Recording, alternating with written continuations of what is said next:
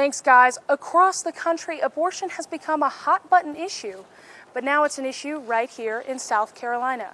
Now, 9 other states have passed similar laws restricting abortion this year, so South Carolina could be the 10th if the legislature decides to move forward. That's right, Madison. Senate Bill 798 proposes reducing the size of the board and the areas from which the elected members are selected. Now, the way the Board of Trustees is currently organized, 16 of the 20 members are elected from each of the state's judicial circuits by the General Assembly. While most consumers are turning to online shopping, so are scammers. So be aware of false advertising and shady websites. If a price is too good to be true, it probably is. Morrison and Volker are giving their testimony right now, but the real show will be tomorrow when the U.S. Ambassador to the EU, Gordon Sondland, is scheduled to appear at 9 a.m. And you might think the bad weather would stop people from coming to the fair, but officials say most South Carolinians don't let it rain on their parade. Thanks, guys. Across the country, abortion has become a hot-button issue, but now it's an issue right here in South Carolina. The Senate Medical Affairs Subcommittee met earlier today to discuss House Bill 3020, also known as the Fetal Heartbeat Bill. The bill would ban abortions as early as 6 weeks, which is when a heartbeat can be detected during a pregnancy. This fetal heartbeat bill was passed in the House this spring, and it included exceptions for rape and incest.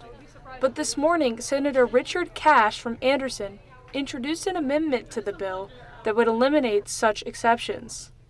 I do believe that if you kill a baby that has been conceived and as a result of rape or incest, you are in fact killing an innocent human being. The room was full of people on both sides of the argument, and they all seemed surprised at the senator's proposed amendment to the bill. Supporters of the bill seemed grateful for the stricter legislation.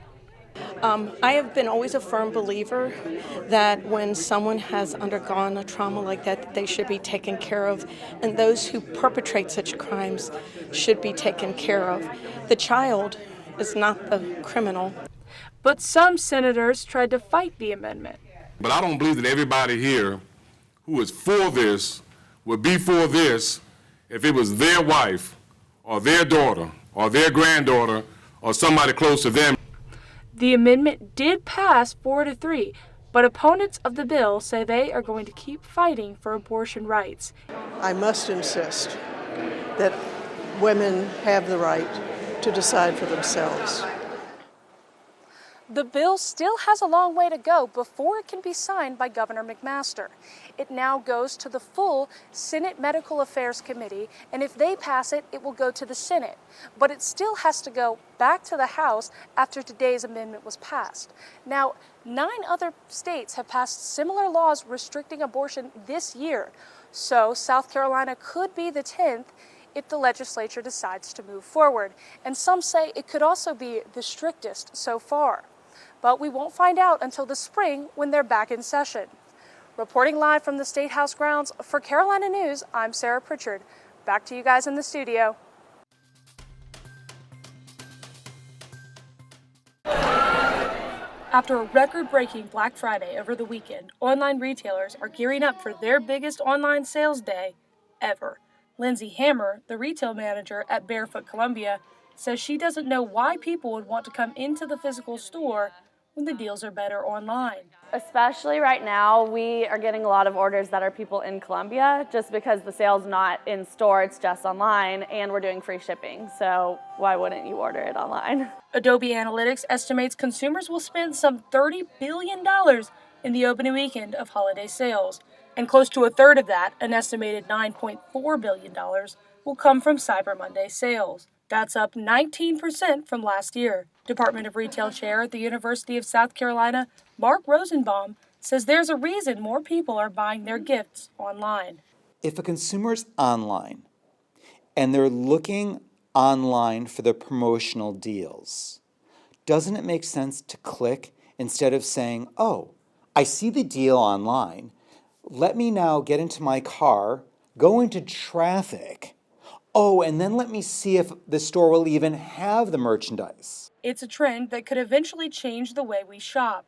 And I think that for retailers who want to survive, retailers have got to start asking the question, what can we offer in the physical realm that can't be purchased in a virtual realm? The National Retail Federation expects close to 70 million consumers to stay at home and avoid crowds to get their shopping done on screens this Cyber Monday.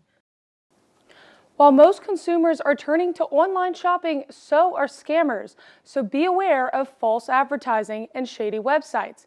If a price is too good to be true, it probably is.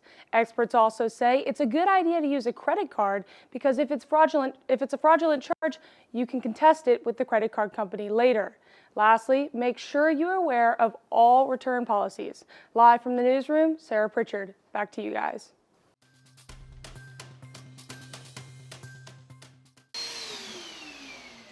Animals come in and out, and the crew is working hard, but some of them aren't getting paid.